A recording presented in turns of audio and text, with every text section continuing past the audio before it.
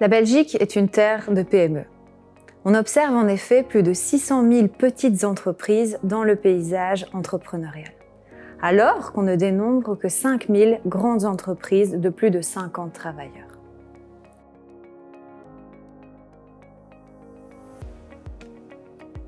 À en croire les médias, on pourrait le penser. On parle souvent des PME comme des bonnes entreprises, créatives et plus proches de leurs clients, alors qu'on présente les grandes entreprises comme plus hostiles, distantes ou abusant de leur position dominante.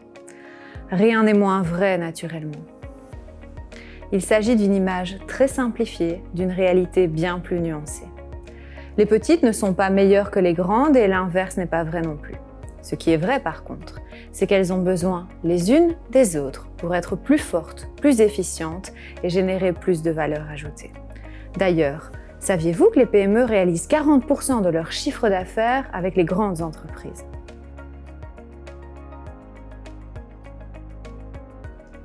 Eh bien, parce qu'elles ne disposent pas des mêmes ressources et des mêmes compétences.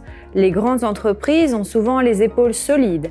Elles atteignent aussi rapidement des économies d'échelle et ont une bonne faculté d'exploitation des opportunités de marché. Elles semblent par contre manquer de réactivité et d'un certain esprit entrepreneurial. Mais les PME, elles, ont cet esprit. Leur petite taille et leur plus grande nécessité de réagir face aux menaces de l'environnement les obligent à se montrer plus réactives et plus innovantes.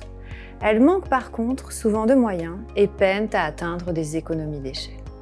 En s'associant les unes aux autres, PME et grandes entreprises peuvent bénéficier des forces de l'une et de l'autre et aussi réduire leurs faiblesses. Et c'est précisément cette complémentarité qui leur permet de générer conjointement de la valeur ajoutée. Et de cette façon, elles renforcent leur compétitivité.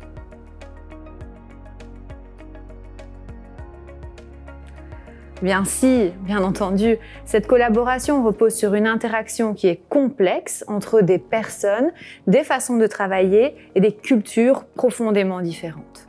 Toutefois, de nombreuses tensions peuvent être limitées, voire évitées en respectant quelques principes établis dès le départ.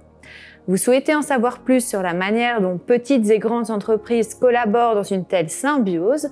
Lisez notre étude sur notre site web ou dans notre magazine Reflect.